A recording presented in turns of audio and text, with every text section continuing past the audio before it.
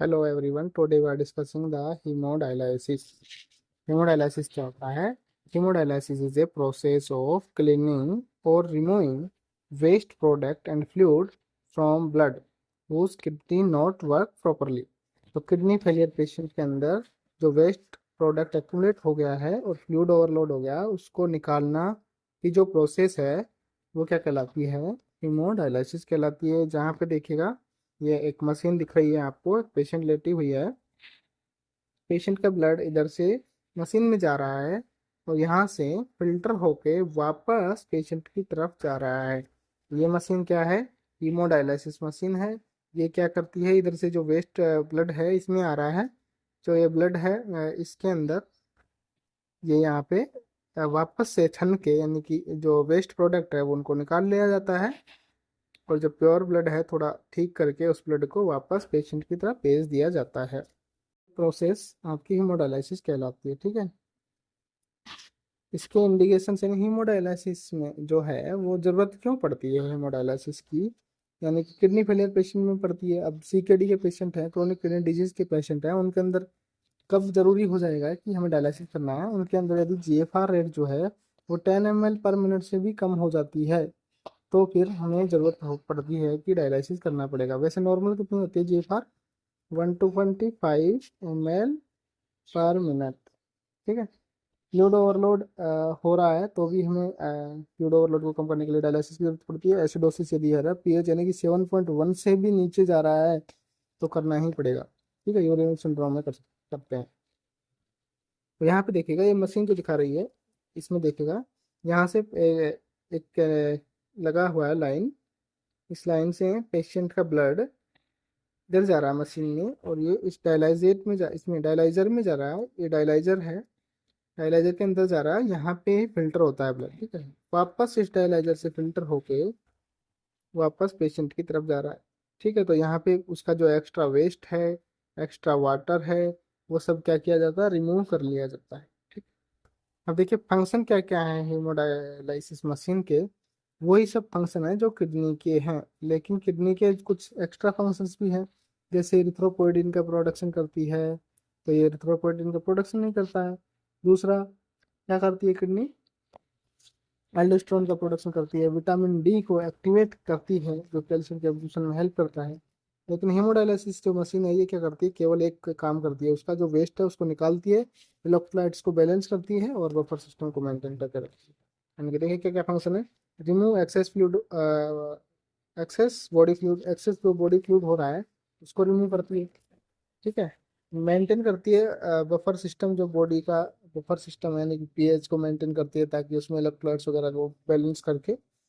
ठीक है, remove accumulated waste and nitrogenous waste, जो नाइट्रोजनस वेस्ट जो एक्यूमुलेट हो रहे हैं किडनी फेलियर पेशेंट के अंदर, तो उसको रिमूव करने का काम कौन करती है? डायलिसिस मशीन करती है। अब डायलिसिस मशीन को देखिए, यहाँ पे 3 पार्ट्स में हम डिवाइड करते हैं मोस्टली।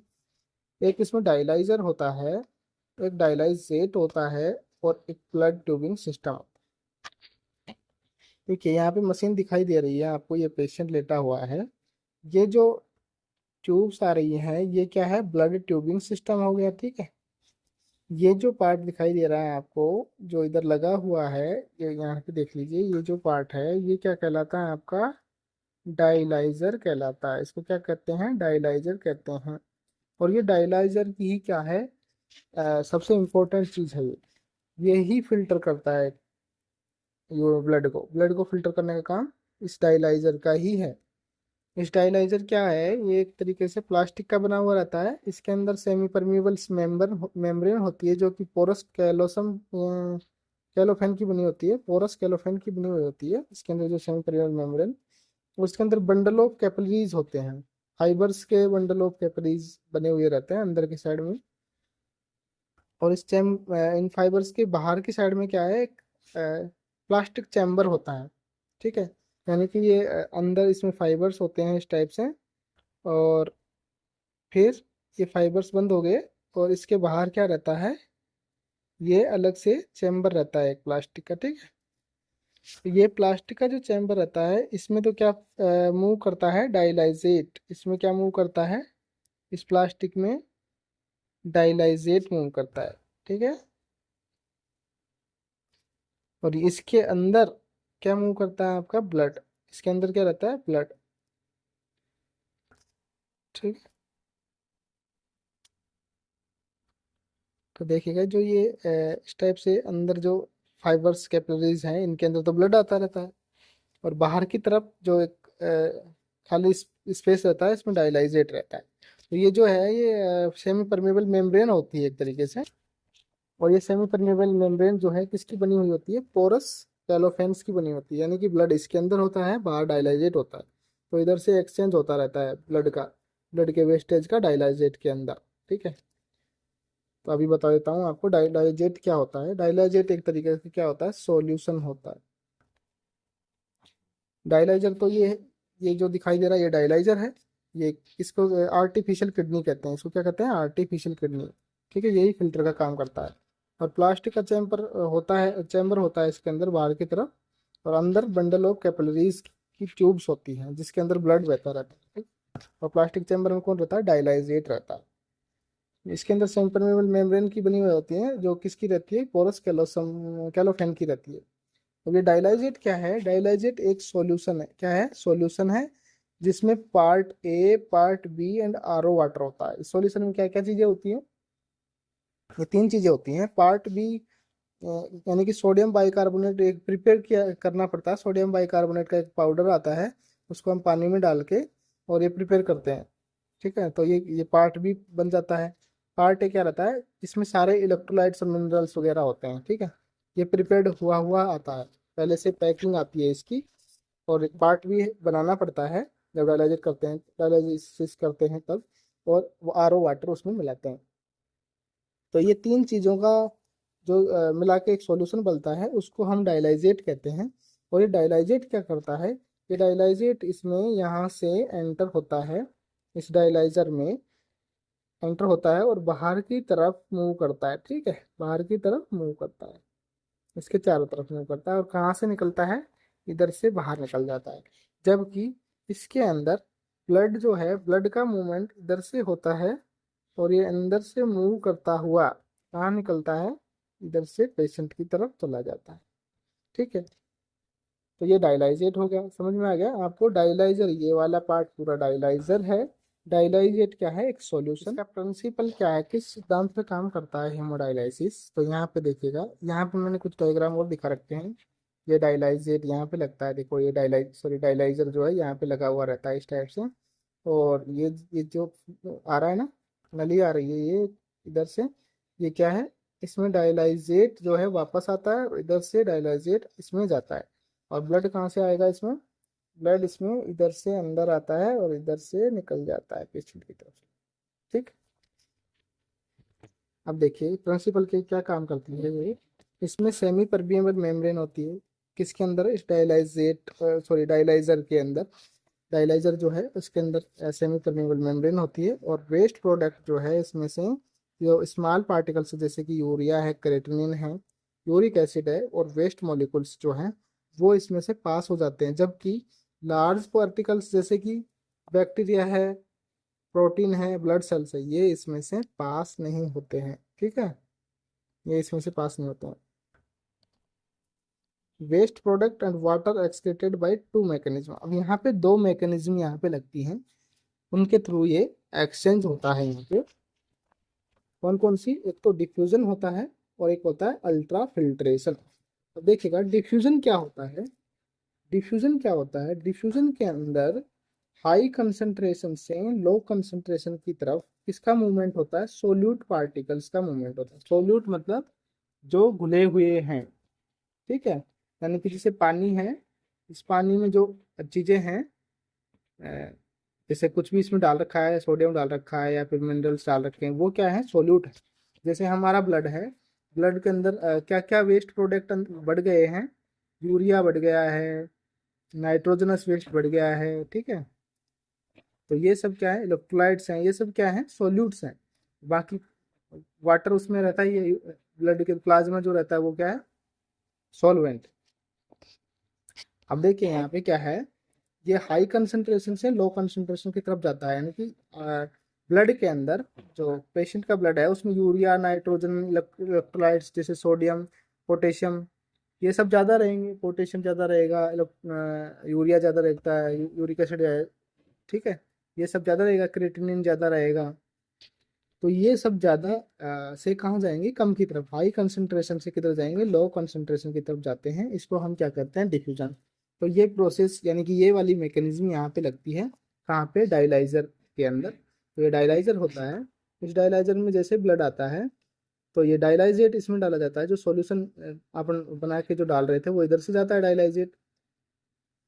तो ये डायलाइजेट में क्या होता है, इसके अंदर लो कंसंट्रेशन रहती है, डायलाइजेट लो कंसंट्रेशन में रहता है, क्योंकि नाइट्रोजनस वेस्ट इसमें तो नहीं है, इसमें यूरिक एसिड भी नहीं है, इसमें क्रेटिनिन भी नहीं है। तो ये सब किस में जाता है, ब्लड में। तो ब्लड से ये चीज़ें किस में आ जाती हैं, सेमी परमेबल मेम्ब्रेन के थ्रू डायलाइजेट में आ जाती है। इसको क्या कहते हैं, हम डिफ्यूजन कहते हैं। इस प्रोसेस को क्या कहते हैं, डिफ्यूजन। तो ये वाली प्रोसेस यहाँ पे लगती है किसमें, डायलाइजर के अंदर, ठीक है।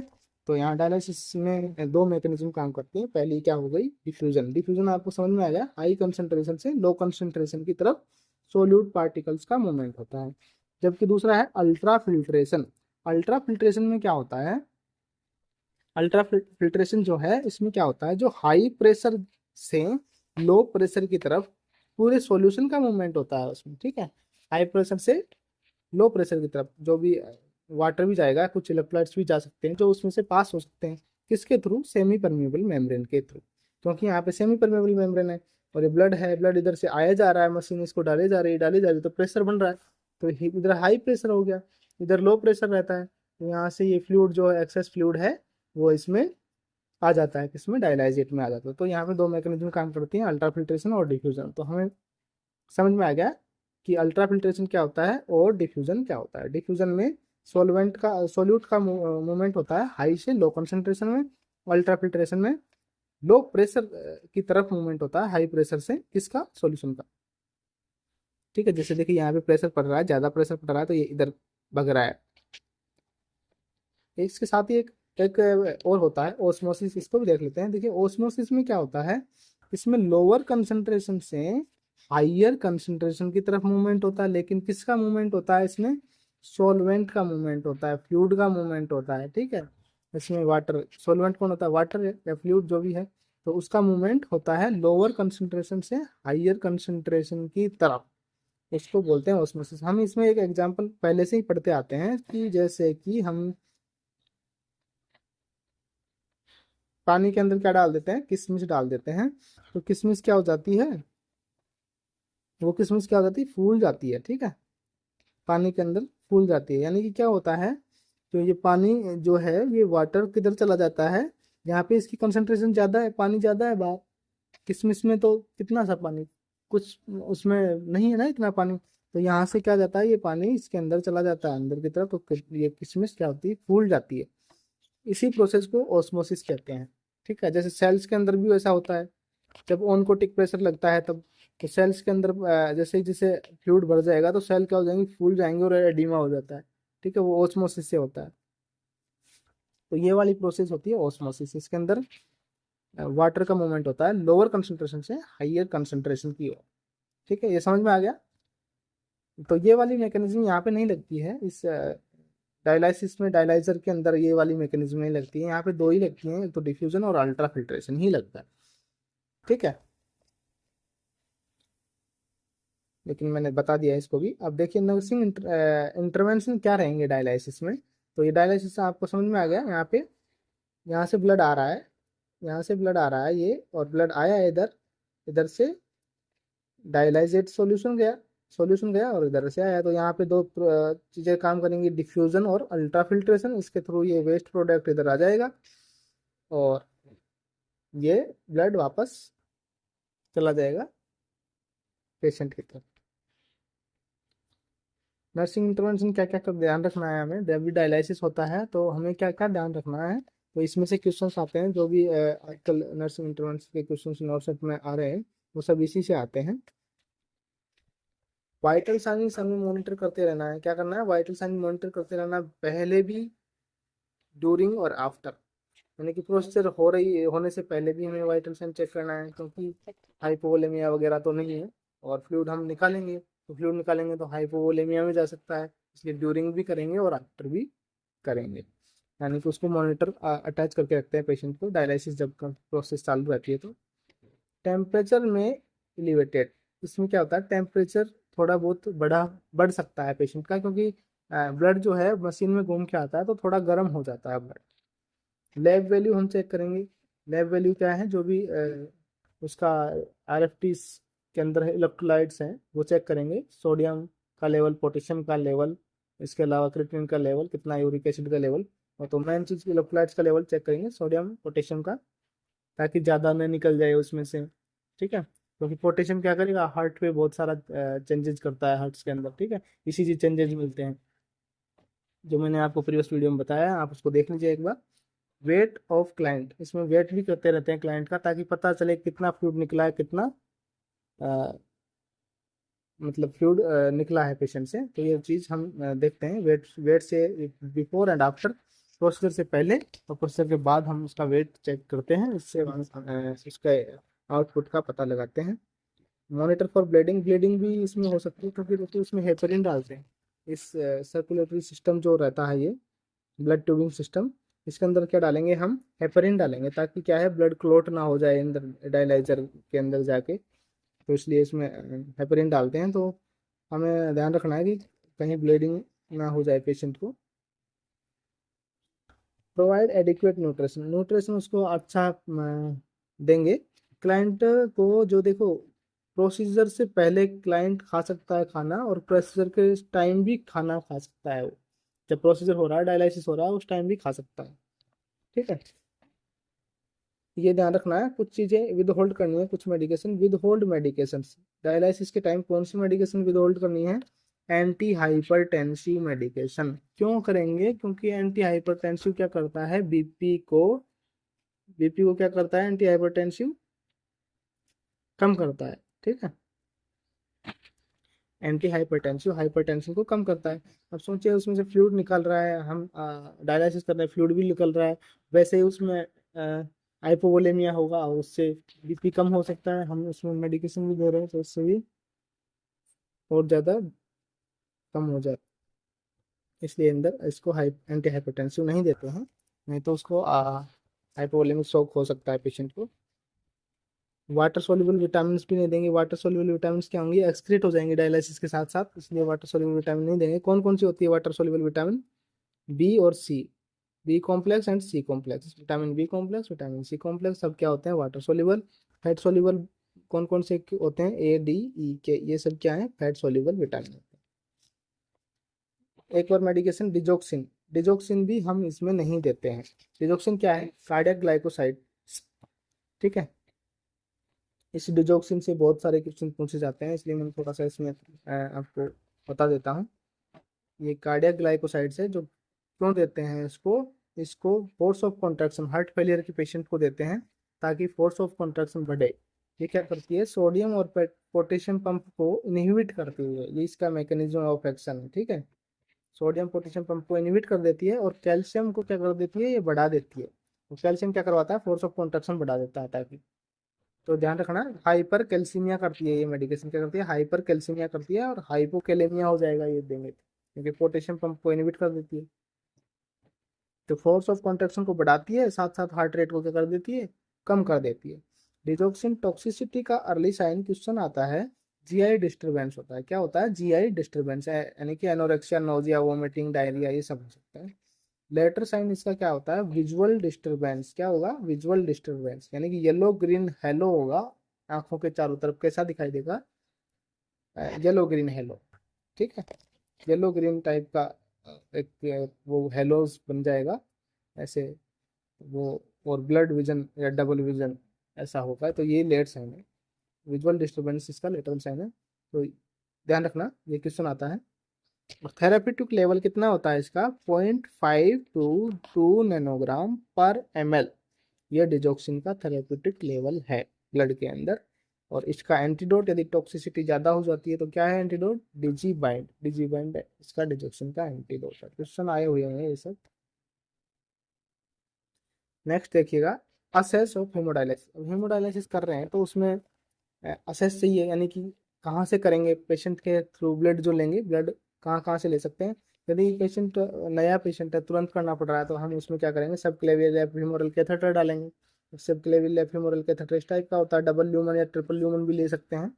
एक से ब्लड लेंगे, ठीक है, और एक से ब्लड वापस डाल देंगे, ठीक है। तो देखिए, दूसरा हम कर सकते हैं एक्सटर्नल एवी शंट। एक्सटर्नल एवी शंट क्या होता है, ये हाथ या पैर में कहीं भी लगाया जा सकता है। इसमें क्या करते हैं, दो दो इस टाइप के कैनुला होते हैं जो इसमें सर्जिकली इंसर्ट किए जाते हैं। एक आर्टरी में डालते हैं और एक वेन में डालते हैं, ठीक है। ये क्या है, एक्सटर्नल एवी शंट, आर्टरियो वेंट्रिकुलर शंट। यानी आर्टरी में डालता है एक एक कैनुला, एक किसमें डालते हैं, वेन में डालते हैं, और ये सर्जिकली डालते हैं, सर्जिकल प्रोसेसर से डालते हैं। और ये यहाँ पे देखो, ये कनेक्शन दिख रहा है, ये यहाँ से खुल जाता है, ये दोनों आपस में यहाँ से खुल जाते हैं। तो यहाँ से खोल के इससे ब्लड आ जाता है, आर्टरी से ब्लड ले लेते हैं, मशीन में चला जाता है, फिर वापस जो ब्लड डालते हैं वो किस में, वेन में डाल देते हैं, ठीक है। तो इसलिए जैसे ही प्रोसीजर खत्म हुआ, उसके बाद इसको यहाँ से क्लोज कर देते हैं, यानी बंद कर देते हैं, वापस लगा देते हैं। तो ये इजी रह जाता है, ठीक है। तीसरा अभी देखिएगा, यहाँ पे है एवी आर्टरी वेंट्रिकुलर फिस्टुला। फिस्टुला क्या होता है, एक आर्टरी आ रही है, एक वेन आ रही है, दोनों को बीच में से काट के इनमें वे बना दिया जाता है, इसको बोलते हैं फिस्टुला, ठीक है। या आर्टरियो वेंट्रिकुलर ग्राफ्ट करते हैं, इंटरनल आर्टरियो वेंट्रिकुलर ग्राफ्ट।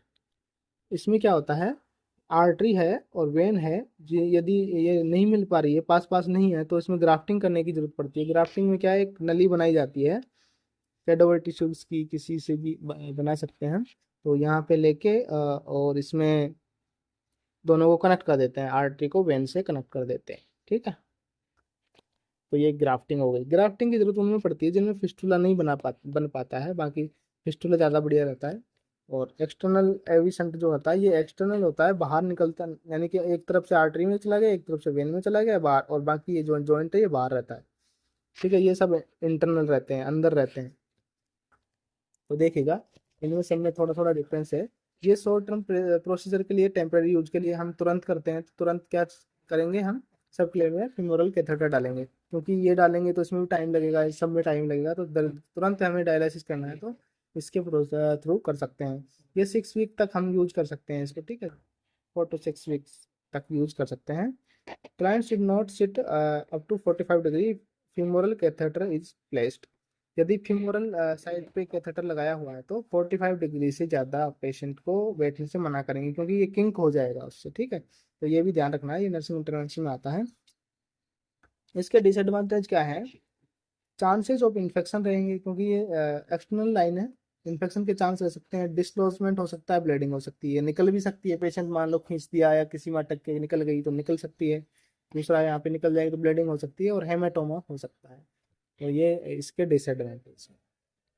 एडवांटेज इसका क्या है कि इजी एक्सेस है, यानी कि तुरंत इसको लगा सकते हैं और इमिडिएटली हम इसको यूज कर सकते हैं लगाने के लिए।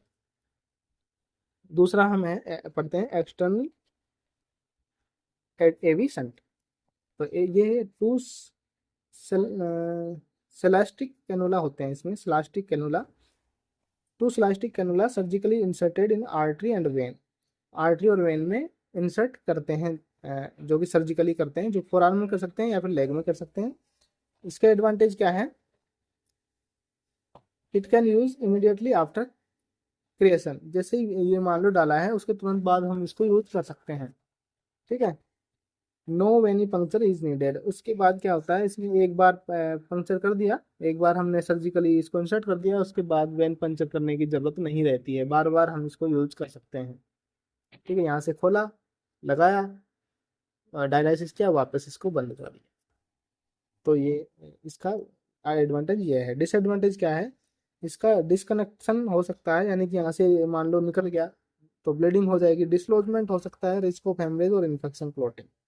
इन्फेक्शन हो सकता है क्योंकि बाहर है, यहाँ पे देखो सर्जिकल इंटरवेंशन किया हुआ है, यहाँ पे इन्फेक्शन हो सकता है सर्जिकल साइट पे। दूसरा, क्लोट हो सकता है, इसके अंदर ब्लड रह गया मान लो तो इसमें क्लोट हो सकता है। दूसरा, या डिसलॉजमेंट हो सकता है, क्योंकि बाहर है, मान लो किसी चीज में अटक गए, दूसरे पैर में अटक के ये निकल गया बाहर, पूरा निकल गया, तो ये डिसलॉजमेंट भी हो सकता है। ये इसका डिसएडवांटेज है। तीसरा हम देखते हैं एवी फिस्टुला और एवी ग्राफ्ट। ये है परमानेंट एसएस है। ये क्या है? परमानेंट एसएस है। इसके अंदर परमानेंटली अभी आपको कुछ करने की जरूरत नहीं है, ये परमानेंटली काम करता रहेगा। इसमें जब भी जरूरत होगी आपको, इस जो फिस्टुला है इसमें लगाया कैनुला और निकाला ब्लड और डाला वापस, ठीक है। मेच्योरिटी टेक 4 to 6 वीक्स, लेकिन इसमें क्या होता है, 4 से 6 वीक का टाइम लगता है इसको मेच्योर होने में। इस फिस्टुला या फिर ग्राफ्ट को मेच्योर होने में कितना टाइम लगता है? 4 से 6 वीक। और फिस्टुला को जल्दी मेच्योर करने के लिए क्या करवाते हैं हम उसको, स्क्वीजिंग ऑफ बॉल की एक्सरसाइज करवाते हैं, यानी हैंड फ्लेक्सिंग एक्सरसाइज करवाते हैं पेशेंट को। एक बॉल देते हैं और उसको बोलते हैं इसको दबाते रहो, इसको स्क्वीज करते रहो, ताकि क्या क्या होता है, इससे हैंड फ्लेक्सिंग एक्सरसाइज होती है और उससे जो फिस्टुला है वो जल्दी आपका मेच्योर होता है। एडवांटेज क्या है इसके? Low risk of bleeding. इसमें ब्लीडिंग के रिस्क कम हो रहते हैं, क्योंकि इंटरनल प्रोसीजर है, यानी कि अंदर रहेगी तो ब्लीडिंग कहाँ से होगी? एक बार फिस्टुला कर दिया उसके बाद ब्लीडिंग होने का चांस नहीं है। और फिस्टुला जो है इंडेफिनेटली यूज किया जा सकता है, इसको लाइफ लॉन्ग हम यूज कर सकते हैं। इसमें रिस्क ऑफ इन्फेक्शन भी कम रहता है, क्योंकि बाहर नहीं है अंदर है, तो इसमें इन्फेक्शन होने का कुछ भी चांस कम रहेगा, ठीक है। Once healing done, no dressing required. एक बार हीलिंग हो गई, मान लो फिस्टुला क्या है उसकी हीलिंग हो गई, उसके बाद ड्रेसिंग की जरूरत नहीं पड़ती। अलाउ फ्रीडम ऑफ मूवमेंट, और आराम से घूम, जो हाथ में या कहीं भी हो रखा है तो फ्रीडम ऑफ मूवमेंट रहेगा उसमें, ये डिसलॉज का कोई चांस नहीं रहेगा। डिसएडवांटेज क्या है इसमें? Can not use immediately after creation, यानी कि जैसे ही किया है तो उसके बाद तुरंत हम इसको यूज नहीं कर सकते, इसको टाइम लगेगा, 4 से 6 वीक का टाइम लगेगा। और निडल इंसर्शन इज रिक्वायर्ड, इसके अंदर निडल इंसर्शन करना पड़ेगा हमें, ठीक है। और निडल इंसर्शन करेंगे तो इससे क्या हो सकता है? इन्फिल्ट्रेशन ऑफ निडल हो सकता है, हेमाटोमा हो सकता है, एन्यूरिज्म भी बन सकता है। जो हमने फिस्टुला बनाया है और या फिर ग्राफ्टिंग किया है, इसमें एन्यूरिज्म बन सकता है। एन्यूरिज्म क्या होता है? जो आर्टरी वेन है उसके अंदर क्या होता है, ये एबनॉर्मली इस टाइप से फूल जाती है एक तरीके से, तो इसको एन्यूरिज्म कहते हैं। तो एन्यूरिज्म हो सकता है इसके अंदर। हार्ट फेलियर हो सकता है। हार्ट फेलियर क्यों होगा? क्योंकि देखिए जो आर्टेरियल ब्लड है वो फास्टली वेन में चला जाएगा। किस में चला जाएगा? वेन में चला जाएगा। तो इससे क्या हो सकता है, हार्ट पे ज़्यादा लोड पड़ेगा, ठीक है, कार्डियक का आउटपुट बढ़ जाएगा, तो इससे हार्ट फेलियर हो सकता है, ठीक। क्योंकि venous system, increase blood flow in venous system, arterial blood जाएगा वेन में चला जाएगा, वेन से सीधा हार्ट में जाएगा, हार्ट में ज़्यादा लोड पड़ेगा तो हार्ट फेलियर हो सकता है। और इसके अंदर एक और इसका कॉम्प्लिकेशन होता है, जो क्या है, आर्टीरियल स्टिल सिंड्रोम। ये इसका एक कॉम्प्लिकेशन है, किसका? ग्राफ्ट का और फिस्टुला का, इन दोनों का। एवी फिस्टुला एवी ग्राफ्ट का क्या कॉम्प्लिकेशन है? आर्टीरियल स्टिल सिंड्रोम, ठीक है। देखिए complication of AV shunt and fistula क्या है? आर्टीरियल स्टिल सिंड्रोम है। आर्टीरियल स्टिल सिंड्रोम क्या होता है? Too much of blood is diverted to the vein and arterial perfusion of hand is compromised. क्या होता है, जब आर्टरी से जो आने वाला ब्लड है, ये आर्टरी से आने वाला ब्लड है, ये फिस्टुला बना रखा है हमने, तो किस में चला गया? ये वेन में चला गया। पूरा पूरा ब्लड डायरेक्ट इधर जा रहा है और हाथ के अंदर फिर ब्लड सप्लाई नहीं हो रही, यहाँ की ब्लड सप्लाई कॉम्प्रोमाइज हो रही है। तो इसमें क्या होगा, इसको बोलते हैं हम आर्टीरियल स्टिल सिंड्रोम। जो आर्टरी से ब्लड आ रहा है या आर्टरी का ब्लड पूरा वेन में चला गया ऐसे कैसे, क्योंकि यहाँ फिस्टुला बना हुआ है या ग्राफ्टिंग बना हुआ है, तो आर्टरी का ब्लड पूरा वेन में चला गया इस टाइप से, ठीक है। यहाँ पे सप्लाई नहीं हुई हाथ में, तो इसको बोलते हैं, ये कॉम्प्रोमाइज हो गया ब्लड सप्लाई, इसको बोलते हैं आर्टीरियल स्टिल सिंड्रोम, ठीक है। नर्सिंग इंटरवेंशन देखिए, avoid getting external shunt wet. जो एक्सटर्नल संट लगा है, एक्सटर्नल संट को गीला करने से बचाना है, ध्यान रखना है इस पे। उसको रेप करके रखना है, ड्रेसिंग कंप्लीटली, ताकि वो गीला ना हो और डिस्क्लोज होने के चांस कम हो, इसमें एलर्जी के वो निकल ना जाए, उसको रेप करना है। Auscultate for a bruit and palpate for thrill, ये ध्यान रखना बहुत इंपॉर्टेंट है, क्वेश्चन आया हुआ है। यदि हम जो फिस्टुला बनाया है या फिर संट जो है, वहां पे यदि हम पाल्पेट करते हैं तो हमें थ्रिल साउंड सुनाई दे रही है, थ्रिल, और ओस्कल्ट करते हैं तो ब्रूट फील हो रहा है, ठीक है।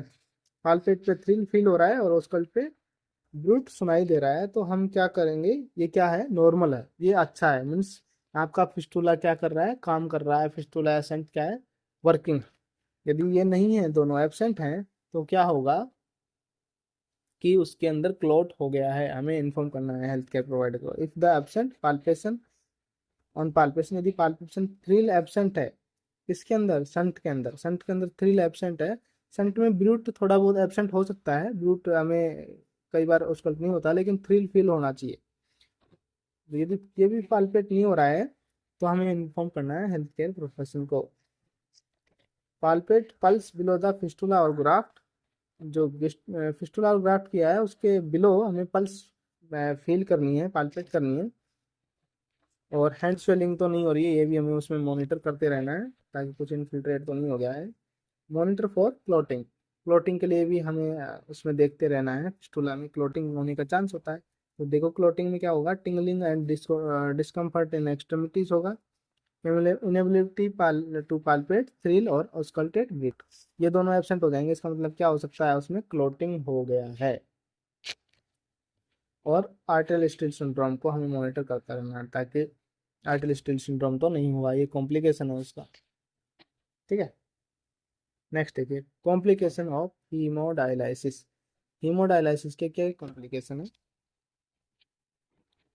एयर एम्बोलिज्म हो सकता है। ये जो आपने देखा आर्टेरियल स्टील सिंड्रोम, ये किसका कॉम्प्लिकेशन है, ये ग्राफ्ट और उसका फिस्टुला का।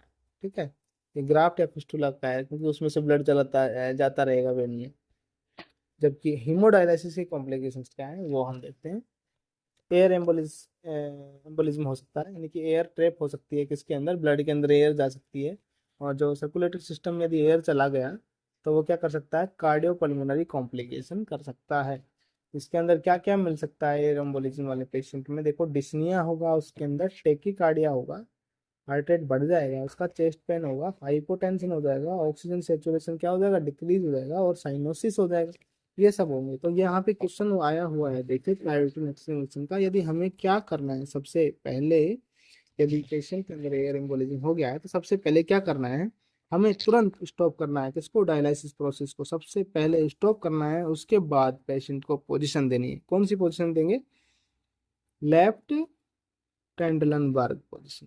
कौन सी देंगे, left Trendelenburg. Turn client on left side with head down, उसका हेड डाउन कर देंगे, और पैर जो फुट एंड है वो एलिवेट रहेगा, तो उसको क्या बोलते हैं, हम ट्रेंडलनबर्ग पोजीशन कहते हैं। और लेफ्ट साइड में रहेगा तो क्या हो गया, लेफ्ट ट्रेंडलनबर्ग पोजीशन उसको देंगे। उसके बाद इन्फॉर्म करेंगे और ऑक्सीजन लगाएंगे। सबसे पहले स्टॉप करना है, पोजीशन देना है, फिर हमें क्या करना है, इन्फॉर्म करके ऑक्सीजन लगाना है।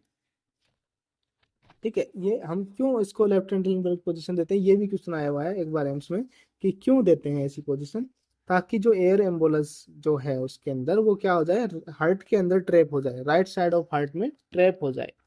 ठीक है, वहीं पे वो रुक जाए, इसके लिए हम ये करते हैं। नहीं तो वो क्या, कहाँ चला जाएगा, सर्कुलेटरी सिस्टम के थ्रू कहाँ चला जाएगा, ब्रेन के अंदर चला जाएगा, ब्रेन के अंदर चला जाएगा, साइनोसिस वहाँ पे क्या कोज कर सकता है, ब्रेन स्ट्रोक खोज कर सकता है। ठीक है, या फिर हार्ट्स की कैपिलरीज में चला जाएगा, तो वहां पे भी क्या कोज कर सकता है, हार्ट अटैक हो सकता है उसमें।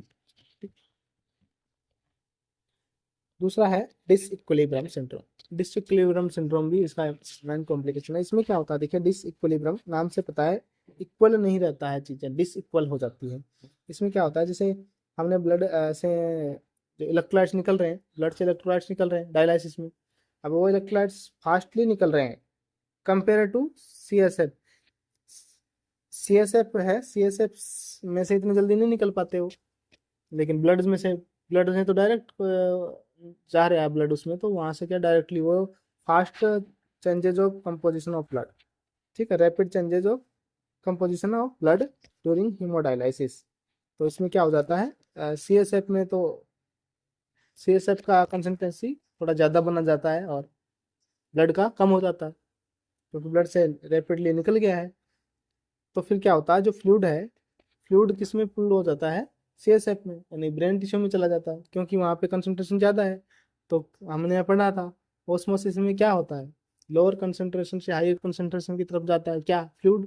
तो फ्लूइड चला जाता है उधर, क्योंकि वो खींचता है ना, उनकोटिक प्रेशर भी मेंटेन, कुछ प्रोटीन्स वगैरह भी हैं उसमें, तो उनकोटिक प्रेशर भी रहता है। बाकी इधर से इलेक्ट्रोलाइट्स निकल गए सारे, यहाँ कंसंट्रेशन कम हो गई है।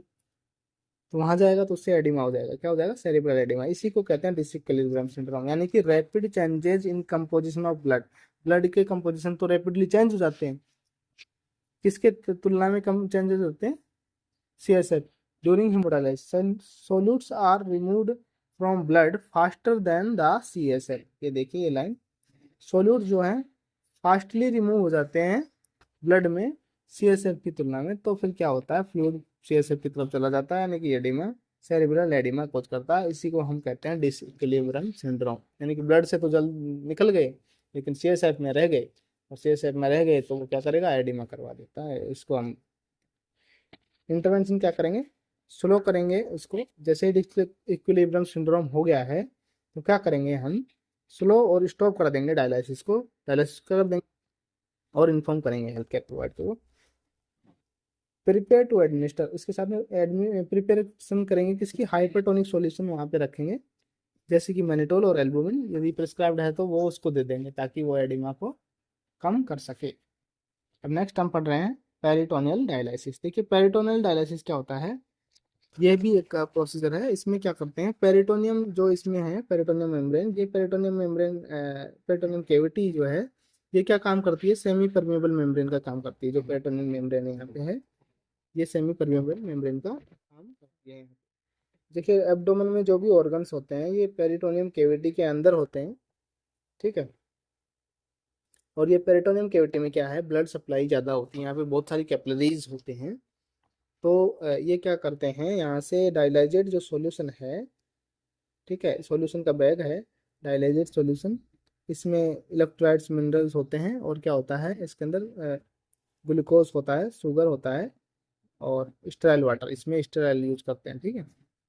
ये अंदर डालते हैं एब्डोमिनल केविटी में, यानी कि किसमें, पेरिटोनियम केविटी में। पेरिटोनियम केविटी में चला जाता है ये इस टाइप से किंग, राउंड राउंड एक ट्यूब डाल देते हैं। अब ये ट्यूब से निकलता रहता है, निकलता रहता है। इसके बाद इसको नीचे कर देते हैं, जैसे इसमें पूरा सॉल्यूशन चलाया गया तो इसमें एक ड्रेन के लिए दूसरा लगा देते हैं। इसमें क्या होता है कि कैपिलरी ज़्यादा होती है, और ये कैपिलरी से वेस्ट प्रोडक्ट फिर इसमें आता रहता है, ठीक है, इस सॉल्यूशन में आता रहता है, और ये सॉल्यूशन से वापस बाहर निकल जाता है। तो ये एक तरीके की पेरिटोनियल डायलिसिस हो गया है, इससे भी वेस्ट प्रोडक्ट निकल जाता है। It work on the principle of osmosis diffusion and ultra filtration. ये किस पे काम करती है, ऑस्मोसिस होता है इसके अंदर, डिफ्यूजन होता है, और अल्ट्रा फिल्ट्रेशन, ये प्रोसेस इसके अंदर होती है, जिसकी वजह से ये वेस्ट इसमें से निकल जाता है। Transfer of fluid and solute from blood stream through peritoneum into the dialysate solution. इसमें क्या है, पेरिटोनियल डायलिसिस क्या है, उसके लिए लिखा है कि transfer of fluids and solute, fluid और सॉल्यूट का ट्रांसफर कहाँ से कहाँ, ब्लड स्ट्रीम से पेरिटोनियम डायलाइजेट सॉल्यूशन में होता है, पेरिटोनियम कैविटी के थ्रू। तो इसको बोलते हैं हम, यानी कि पेरिटोनियम मेम्ब्रेन जो है यहाँ पे सेमी परमेबल मेम्ब्रेन का काम कर रही है, ब्लड से इसमें डायलिसिस सॉल्यूशन में आ जाता है, रिमूव हो जाता है। कॉन्ट्रा इंडिकेशन देखिए क्या क्या है, पेरिटोनियल डायलिसिस कहाँ हमें कॉन्ट्रा इंडिकेटेड होती है, कहाँ नहीं कर सकते। पेरिटोनाइटिस यानी कि इन्फ्लामेशन हो रखा है पेरिटोनियम कैविटी में, तो क्यों करे, नहीं कर सकते ना। रिसेंट एब्डोमिनल सर्जरी हो रखी है, जीआई प्रॉब्लम, जैसे कुछ डाइवर्टिकुलोसिस हो रखा है, तो हम इसमें नहीं करते। इसमें क्या करते हैं, देखिए एक रबर कैथेटर होता है जिसको नाम है टैंक ऑफ कैथेटर। एक टैंक ऑफ कैथेटर होता है जो हमें सर्जिकली इंसर्ट कर देते हैं पेरिटोनियल कैविटी में, इसमें पेरिटोनियल कैविटी में इंसर्ट कर देते हैं। इसकी इंसर्शन साइट क्या होती है, क्वेश्चन आता है, तो 3 से 5 सेंटीमीटर बिलो अम्बलिकस, अम्बलिकस जो है उसके 3 से 5 सेंटीमीटर नीचे की तरफ हम इसमें इंसर्ट करते हैं ये टैंक ऑफ कैथेटर, और फिर इसमें कनेक्ट कर देते हैं डायलाइजेट सॉल्यूशन जो इसमें जाता रहता है, ठीक है। देखिए इसका कॉम्प्लिकेशन क्या है, इसके कॉम्प्लिकेशन है पेरिटोनियल डायलिसिस के, पेरिटोनाइटिस हो सकता है, इन्फ्लामेशन पेरिटोनियम हो सकता है। तो इन्फ्लामेशन होगा तो फीवर होगा, क्लाउडी आउटफ्लो, जो आउटफ्लो आएगा पेरिटोनियम से वापस कैसा आएगा, क्लाउडी आएगा, ध्यान रखना। रिबाउंड टेंडरनेस होगी, एंड एब्डोमिनल पेन होगा, नोजिया एंड वॉमिटिंग, ये सब साइन है पेरिटोनाइटिस के। अर्ली साइन क्या है, देखिए क्लाउडी और ओपेक आउटफ्लो। यदि आउटफ्लो जो आ रहा है यहाँ से पेरिटोनियम से, ये इसमें जा रहा है, ये वापस जो आउटफ्लो आ रहा है ना, ये कैसा है, क्लाउडी आए और ओपेक आए तो इसका मतलब क्या है, पेरिटोनाइटिस हो सकता है, ये इसका साइन है, क्वेश्चन बनता है। ठीक है, एब्डोमिनल पेन हो सकता है। तो स्टार्टिंग में 1-2 वीक में पेन नॉर्मल है, क्योंकि उसमें कैथेटर इंसर्ट किया है हमने, पेन हो सकता है, लेकिन बाद में नहीं होना चाहिए। 1 से 2 वीक बाद वो डिसअपियर हो जाता है।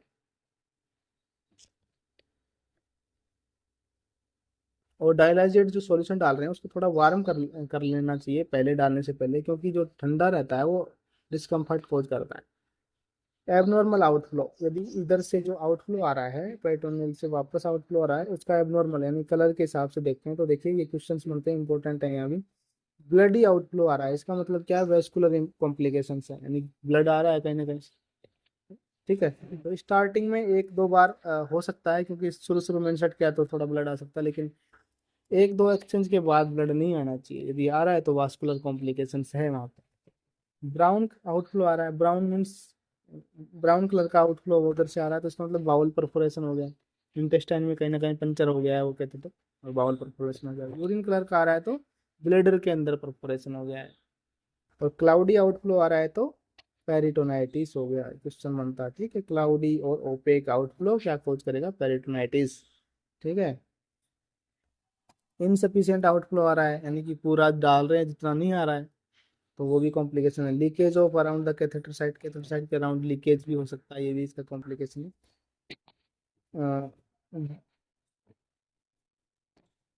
डायलाइजेट सॉल्यूशन, जो इसमें डायलाइजेट सॉल्यूशन है वो किस किस के क्या क्या चीज़ें उसके अंदर होती हैं, देखिए इलेक्ट्रोलाइट्स होती हैं, मिनरल्स होते हैं और ग्लूकोज होता है।